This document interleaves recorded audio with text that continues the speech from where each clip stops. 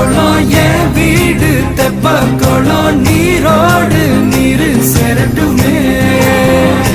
அழகர் மலை கோயில் யானை வந்து அல்வாவ தின்பது போல் ஏ ஆசை ஒன்ன தின்னட்டுமே